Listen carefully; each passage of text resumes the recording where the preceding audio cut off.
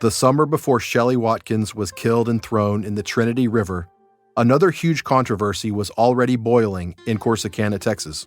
Back it up! Back it up! Back it up! Craig Thomas, a black man, tried to run from the Corsicana police during a traffic stop on June 5, 1993.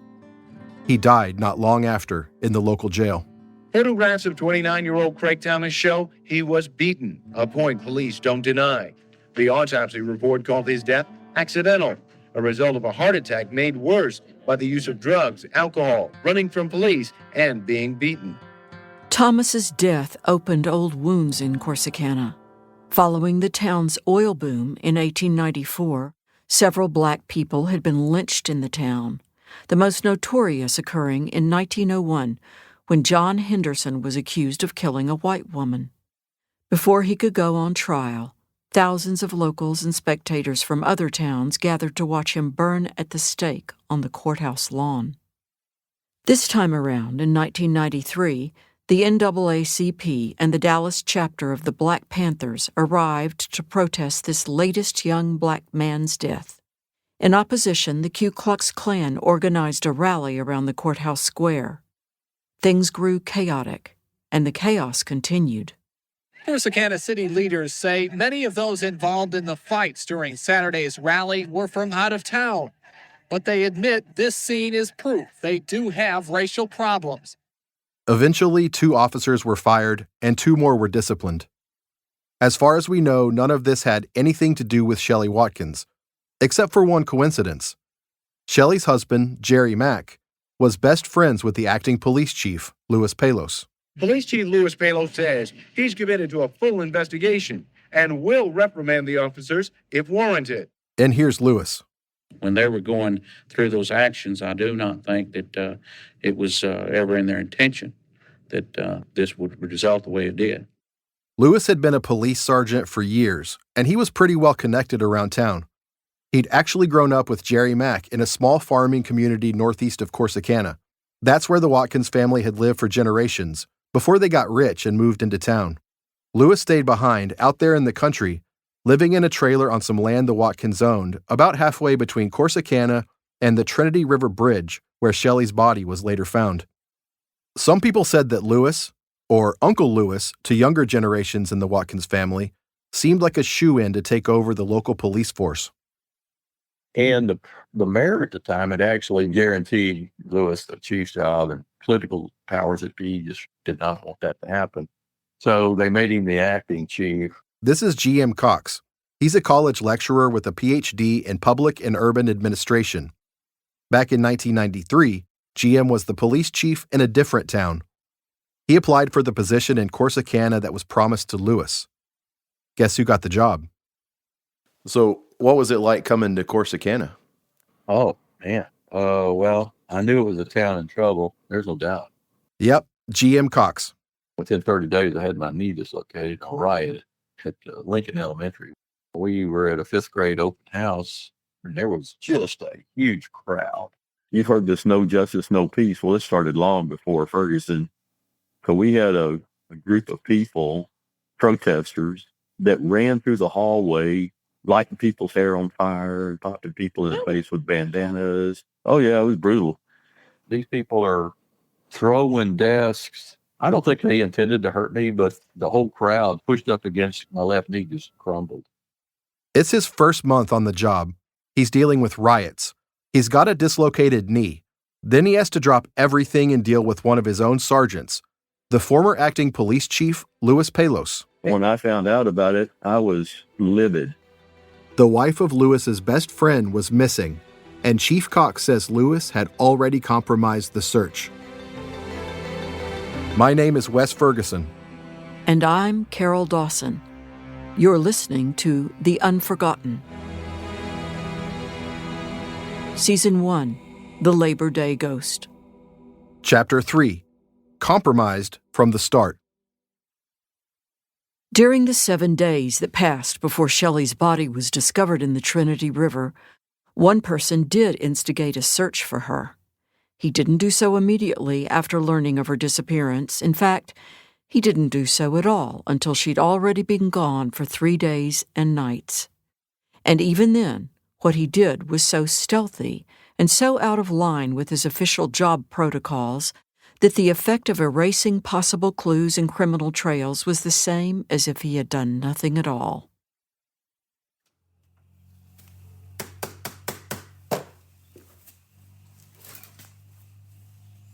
Hey, Lewis. Yes, sir.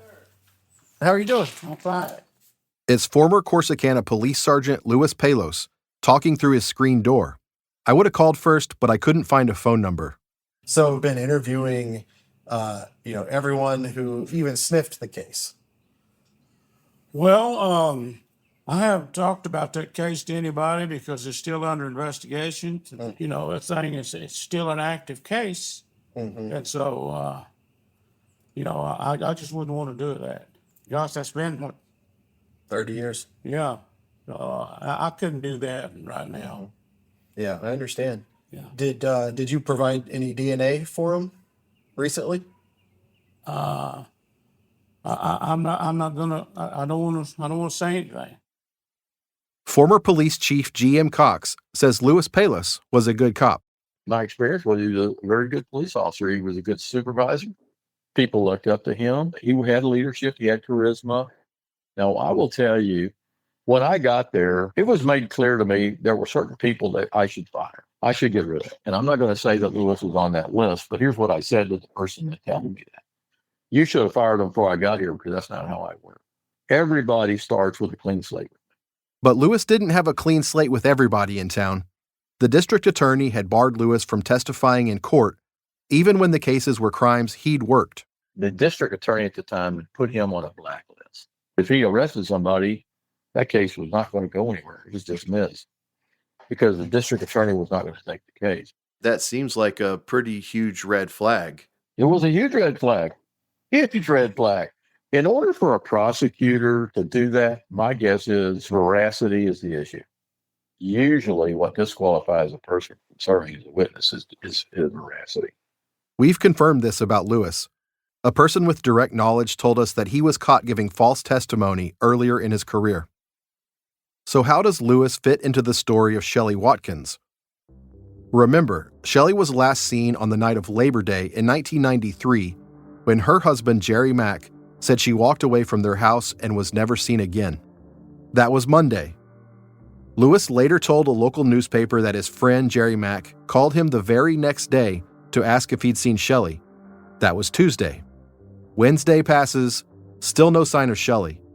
It's not until Thursday, 3 days after she supposedly walked off into the night, that Louis issued a regional missing persons bulletin. He did it so quietly, without telling anyone, that as far as Shelley's friends and neighbors could tell, no authorities had been alerted that the wife of a prominent citizen from one of Corsicana's prominent families was missing. Louis didn't file a police report either. He didn't even bother to alert his commanding officer, G.M. Cox. In fact, yet another 3 days passed before GM heard anything about Shelley's case. By that time, she'd already been missing for a week. Here's my co-host, Carol, on the phone with Chief Cox. It is my understanding that he filed the missing persons report, but he kept it really, really quiet. He didn't really tell you, who was his head officer, and he didn't really tell anybody else. And that the following Sunday, one of Shelley's friends, who was very, very frustrated by the lack of action in searching for Shelley, had phoned you up anonymously and said, "This woman is missing. Why isn't anybody looking for her?" Her husband has said, "Oh, she walked off in the middle of the night, just stalked off after an argument, and she hasn't been seen since, but don't worry, she'll come back. She'll be back." I want to verify with you that what she told me is in fact accurate. It's close to accurate, but it's not the only thing. Louis Palos did withhold that information from me. GM says he only happened to find out about Shelley's disappearance when Corsicana residents started calling the police station to ask why a helicopter was sweeping the area. The helicopter belonged to a glass company in town. Louis was friends with people at the company. It turns out that Lewis, again without his chief's knowledge, had enlisted the private helicopter to search for Shelley around her home in Beaton Lake Estates. Was it unusual for him to have done that without notifying you? Yeah, that's why he got in trouble about it. He violated policy, and I told him don't ever do it again. And here's another thing. The Watkins house was just outside Corsicana. It was in the county sheriff's jurisdiction. So why was Lewis, a city cop, and not the county sheriff, leading the search for Shelley? Later on, Lewis told a newspaper reporter that he simply didn't realize the Watkins house was not inside Corsicana city limits. This is a claim GM Cox does not find credible. Oh, I'm absolutely sure he knew it. I mean, he'd been a cop there for almost all his life, and he was a telecommunicator before that. There's no doubt in my mind he knew it. Well, I was just trying to help. I said, well, first off, you don't have the authority to do that. Not using Corsicana PD's name. Sometimes there's a very thin line between acting as a private citizen and acting in your official capacity. GM says he ultimately determined that Lewis was acting not as a Corsicana police sergeant, but as a private citizen and friend of Jerry Mack Watkins. That doesn't make a lot of sense to me, since Lewis was the one who filed the missing persons bulletin, which is a thing only police do. He also used his influence as a police sergeant to launch the helicopter search. Lewis has said that he also called area motels looking for Shelley. According to a news article in a small Texas newspaper called the Athens Daily Review, there were questions about whether Lewis had knowledge of Shelley's death, or that he might have been involved in a cover-up. The newspaper didn't say who was raising these questions, but if it was part of a cover-up, why conduct the helicopter search? It was done strictly, from what I understand, at the request of Louis Palos. I've never heard Jerry Mack Watkins' name mentioned. But why would he do it? I'll tell you why. Because it's a distraction. It makes you ask the question you just asked. Why would a guilty guy do that? Could be a little bit of arrogance. So I don't think Lewis is that smart. I think he's been real lucky. GM is just speculating here. So their lawyer's going to go through this whole process of trying to make other people think that, well, that's dumb. Nobody would do that. Well, except people do things when they're in a panic. They don't think. They try to close the door after the horses are gone because they get to thinking about it, and they try to cover all their tracks. It doesn't always work. In fact, most of the time it doesn't work. That's how we get evidence on crooks and their crimes because nobody's that good. In the same newspaper article that raised questions about Lewis's possible involvement in Shelley's death, Lewis said that he had no idea what happened to his friend's wife. To clear up any suspicion, he offered to take a polygraph test. He did, and apparently passed. From what we understand, investigators interviewed Lewis several times, and they ultimately cleared him. At any rate, when his chief GM found out, he immediately instructed Lewis to turn over the case to the Navarro County Sheriff's Office, where the case belonged. Remember, this was not our case, so we didn't really conduct a criminal investigation at all. Not until that same Sunday, one whole week after Shelley went missing, did Chief GM Cox get the chance to route the case over to the Navarro County Sheriff's Office. It would rest in the sheriff's hands only for the next 24 hours, which brings us to one of the trickiest circumstances of Shelley Watkins' recovery from the Trinity River. When the fishermen found her, they apparently anchored her over on the Henderson County side of the water rather than the Navarro County side. The 911 call they then made was to the Henderson County Sheriff's Office, where dispatcher Christy Warwick was on duty. Suddenly, the entire case fell into the jurisdiction of the county next door to the place where Shelley was most likely murdered. Since all this might be a little complicated, let's go back to the Trinity River Bridge for just a second, where Shelley was found. So just to make sure that I have my bearings, like on the left, that is Henderson County. That's correct. And that's Athens is the county seat. And then That's on our right, Navarro County and Corsicana is the county seat. That's correct. And just because the fishermen happened to be from Henderson County, they pulled her to the Henderson County side. That's right. They'd probably parked their cars or trucks right over there, but I don't know. That's just speculation on my part. Well, you can still see there's a little truck trail coming down. We're told the Navarro County Sheriff's Office breathed a deep sigh of relief when its neighbor, Henderson County, took over this problematic case. Yeah, nobody wants to inherit a murder. But the Henderson County Sheriff's Office was starting at a disadvantage. Louis Palos may have been acting in good faith. We have no way of knowing. By taking the search upon himself, though, his actions effectively hid Shelley's absence from any of the people who should have been addressing it. Because Watkins lived in the county, and where she was recovered was in another county, which created a whole bunch of broken linkages, not the least of which was really compromised by waiting. And don't think that was missed on me.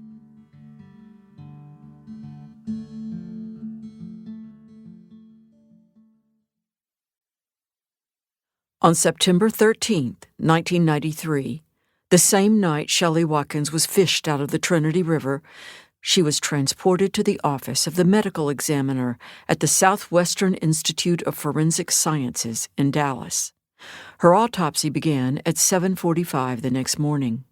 Some factors in Shelley's death had been obscured by her week-long submersion in the river, but several things stood out clearly enough for the medical examiner to determine and state the cause of death as homicidal violence. Their findings reported that Shelley had not been sexually assaulted. She still wore the same size 34 white cotton briefs and dark blue athletic shorts and hoodie top outfit she had worn all day at Cedar Creek Lake. As for any injuries or signs of violence, her left hand ring finger was disjointed, where somebody had pulled off her 2 diamond rings, possibly during the rigor mortis stage of her corpse, when removing rings would have been more difficult. Most telling, though, were the 8+ lacerations on the back of Shelley's head, indicating she'd been hit multiple times from behind. Whatever had made them, it's likely she hadn't seen it coming.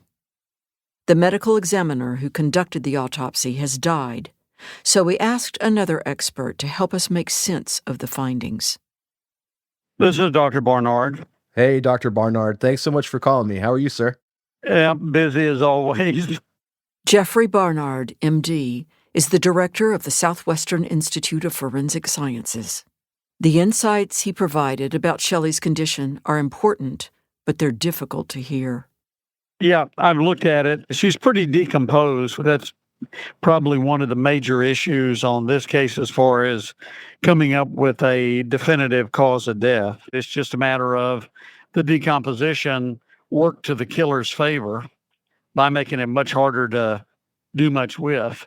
And then when they get to this state, you start losing the detail that would make the case solvable, trace evidence that could be available. All that kind of stuff is lost, which is too bad. You decompose slower in the ground, whereas in the water, now you got all the aquatic environment and the animals that are in the water that then start to feed on the body and, make it a big mess. And whoever was smart enough to throw her in the river didn't account for the decomposition gases bringing her back to the surface. Yeah, didn't account for that, but tried pretty hard with cinder blocks and chains.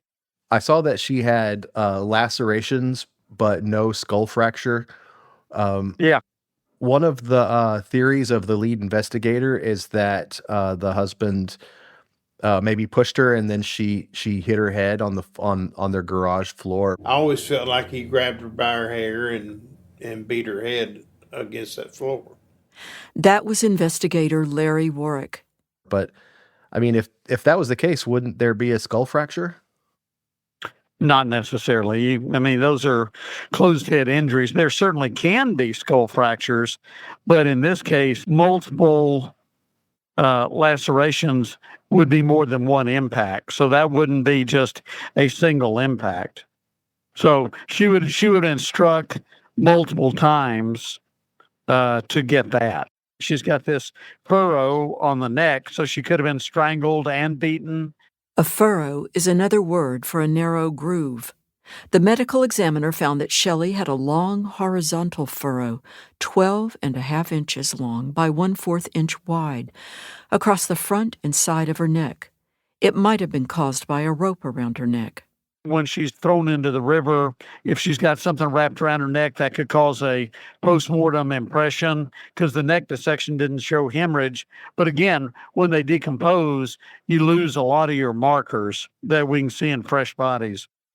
Okay, so it is possible that she was strangled, even though she didn't show the hemorrhages and contusions. Yeah. I mean, the reason you see the hemorrhage is because you have increased force over a localized area.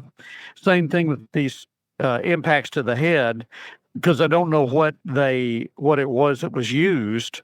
So from 3/4 to 4 inches sounds like more than one thing. Could be a 2x4, could be, a hammer, it could be a whole bunch of things.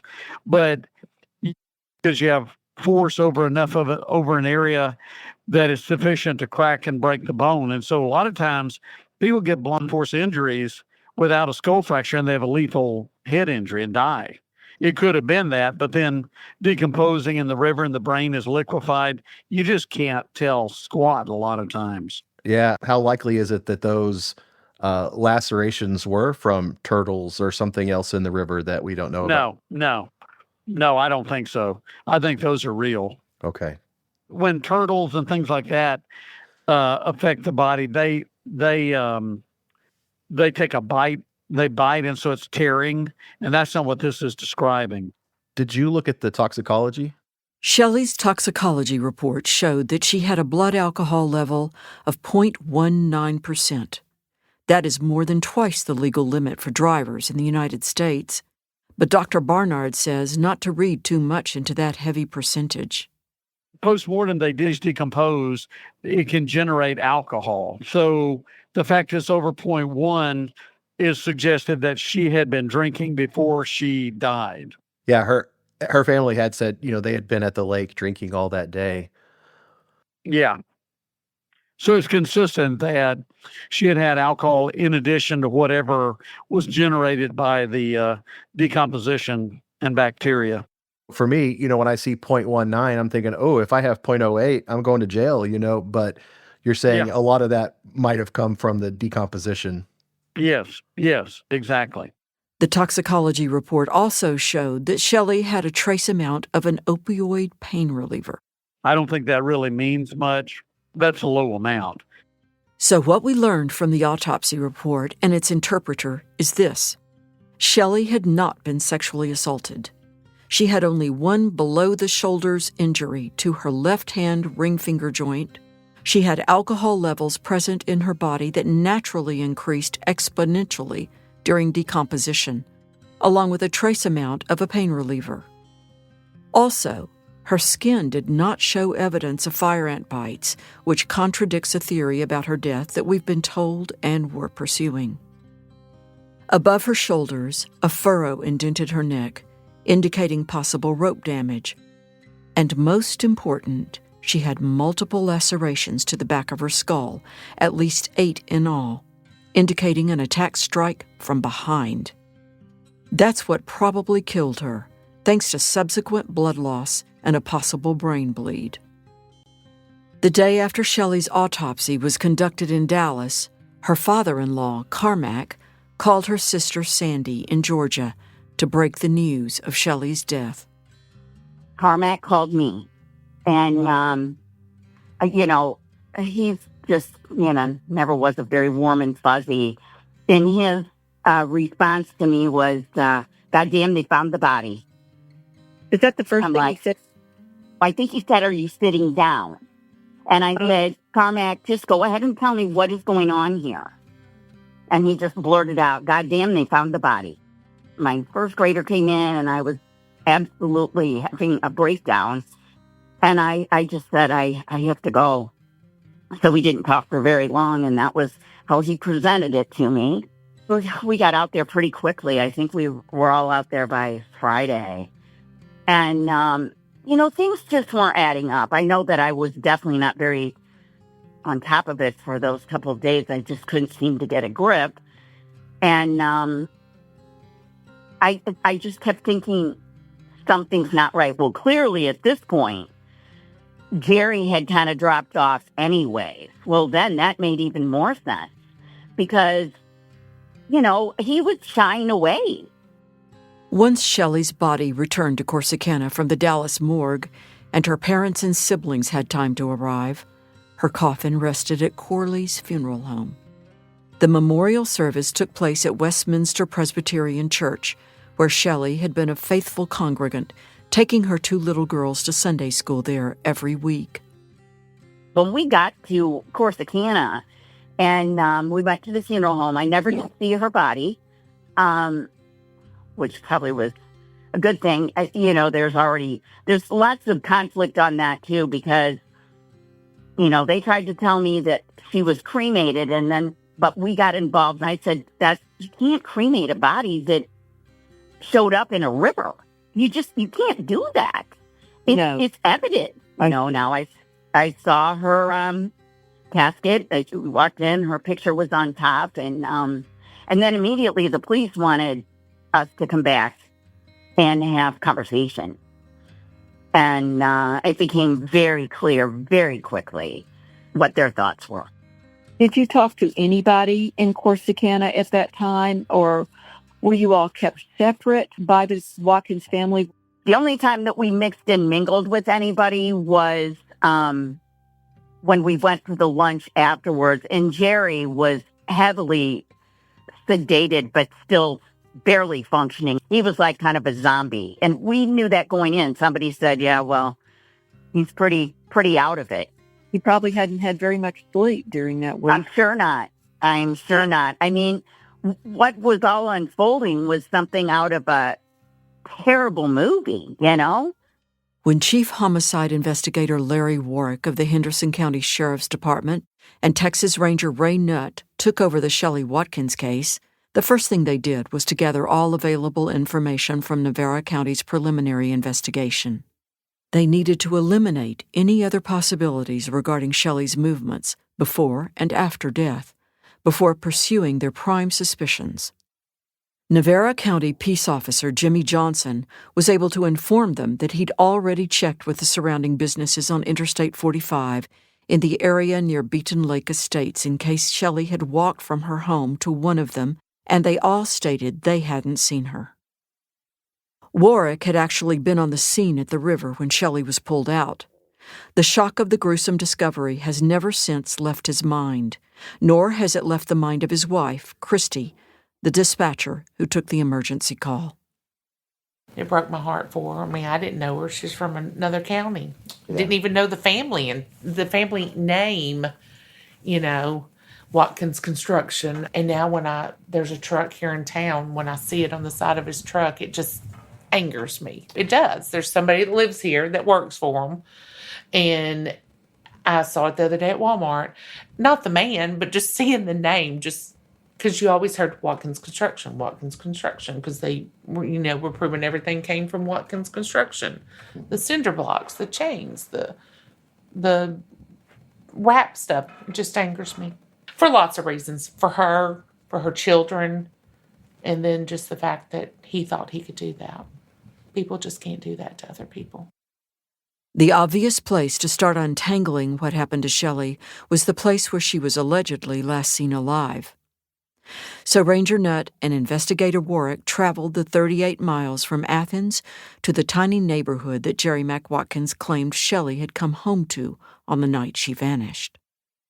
According to the Athens Daily Review, under a headline published only 10 days after Shelley's body was recovered, Jerry Mack refused to cooperate with their investigation. He also refused to permit Ranger Nutt and Investigator Warwick onto his property to conduct a search of the house and grounds. The house is the first on the right as one enters on the road leading into Beaton Lake Estates. The single-family, single-story tan brick residential building had beige trim and olive green shutters. By then, he had taken his 2 daughters to stay with his sister, Janice Watkins King, and her family. So the investigators started with the neighbors, and that was when they found their first surprise discoveries. According to David Williams and Carolyn Taylor, both of whom lived just across the street from Shelley and Jerry Mack, and both of whom had stayed up very late on that Labor Day night, the lights of the Watkins house were burning on full bright until at least 4 a.m. The garage itself has a side entrance and a large double-wide uncovered window facing the front, a window through which, with the lights turned on at night, observers would have been able to see through into the interior should they have wished to do so. And apparently, someone did. So the reports about the voices and the lights on in the middle of the night and all that, you My boy now was like, him and Danny was spending the night. This is across-the-street neighbor David Williams. And I did tell the sheriff department that we watched the baby and we went to bed. And then when I got about 2 o'clock in the night, I asked Danny and Chad, what are y'all doing up? Our kids are up playing video. And he said, Jerry's lights are on over there. And I said, oh, they probably went out of town. They'll be back or whatever. And I went on back to bed. The second-floor bedroom window of Chad Williams, David Williams' 11-year-old son, commanded an excellent view of the front garage window of the Watkins house. Chad and his sleepover friend clearly found this unusual enough to report it to his dad. And one of the reasons for that may be that, according to other neighbors, it wasn't only the main house lights that were burning that night. It was also the outdoor lights, the floodlights, the pool lights, the patio lights, all of which might have been necessary if anyone wished to thoroughly inspect the property, to make sure nothing important had been missed or overlooked.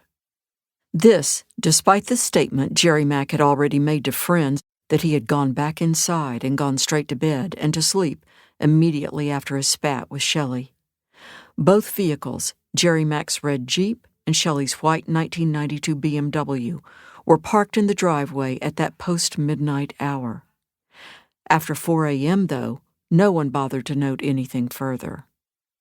And this is even more surprising.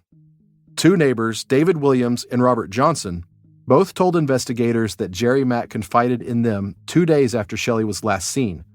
They said Jerry Mack told them he'd driven Shelley's less-than-a-year-old BMW to Dallas, a full hour's drive away, to get it cleaned, detailed, and installed with 4 brand-new tires, as a surprise for Shelley when she got home. Robert Johnson admitted he found this very strange. Why would anyone do that when their wife was missing? It gets even weirder. Investigators found out that Jerry Mack phoned ahead to a Mazda dealership in another area, Bryan College Station. He asked the service department at the car dealership to order new trunk side panels and carpet for the BMW to replace the ones he claimed his wife had spilled some paint on. Just 2 days after Jerry Mack had Shelley's car serviced in Dallas, he had one of his employees drive the BMW 126 miles in the complete opposite direction.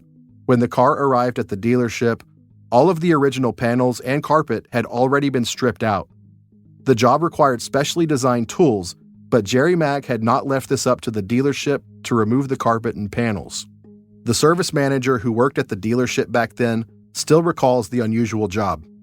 Now, this is a blast from the past. I just assumed the guy was in the Gray Bar Hotel all these years, that he'd been convicted and was, on death row somewhere. This is the service department manager, Alan Mahalik. Yeah, it's Alan Mahalik. I'm the one you're looking for. I mean, I was in the car business for 15, 16, 17 years, and this is the only time we ever replaced all the linings inside the trunk. The way I remember it was somebody from his company dropped it off. Supposedly it was the wife's car. She had spilled paint, was the story. They're like, what the hell? And but when it took a look in there, I mean, it was clean as a whistle. All the soft linings were gone. It was down to the body in white, if you will, just the sheet metal everywhere. We had to order all the parts. So we went ahead and just replaced the stuff and then sent them on their way. Sometime later, I can't remember when, I want to say it was a Texas Ranger or some sort of investigator shows up and starts asking questions about that. And we're like, huh. Oh boy. What are the odds of that? Here's investigator Larry Warwick again. Like I say, he had replaced all that liner in there. Yes. I mean, who does that? Why would you do that? There was no paint spilled back here.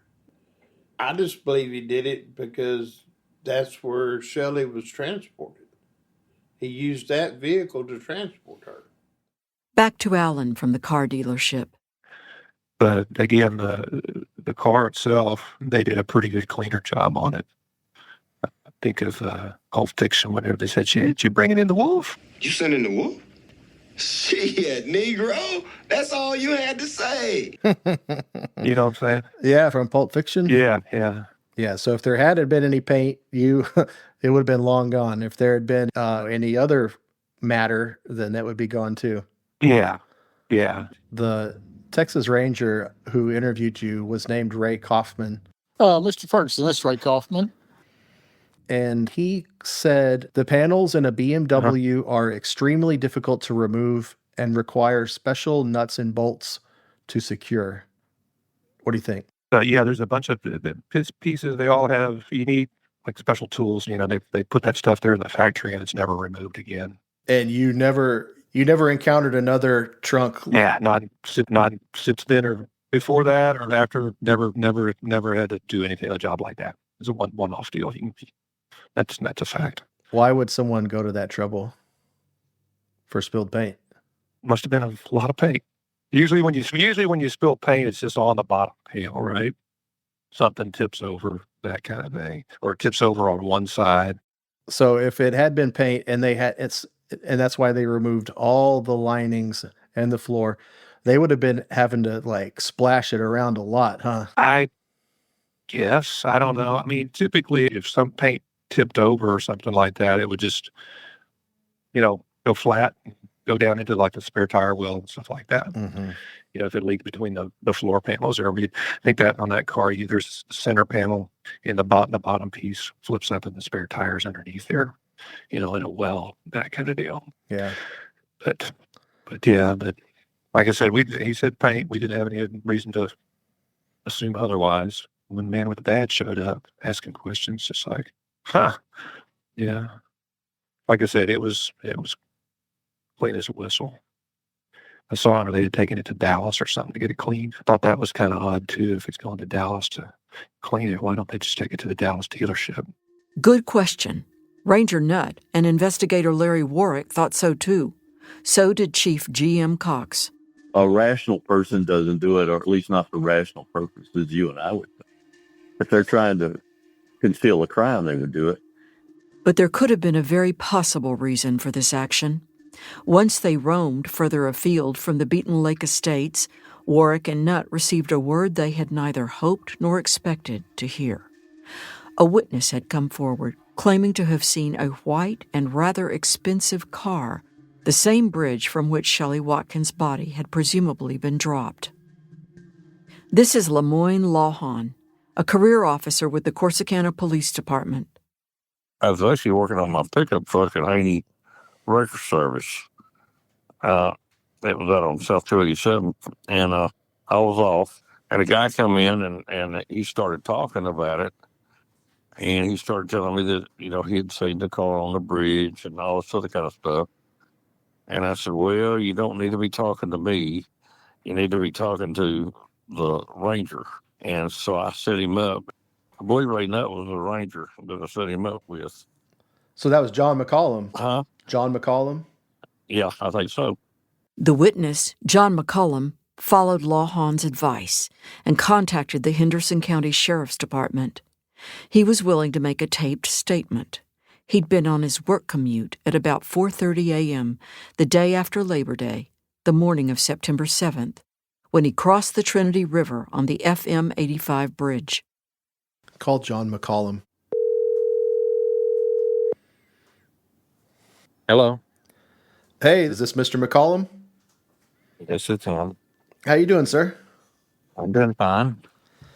I'm working on a project about the Shelley Watkins case, and Yeah. of course, your name is all over that as one of the witnesses. Love to. That's funny because, they reported later that there wasn't no witnesses. Oh, who reported that? Well, that's what come out in the papers. They were looking for witnesses. Well, what I read was that you were driving to work that morning when you crossed the bridge. Yes. That early morning on the Trinity River Bridge, John McCullum had noticed a man standing beside the car, engaged in some unknown task. That man, McCullum identified in a photo lineup as Jerry Mack Watkins.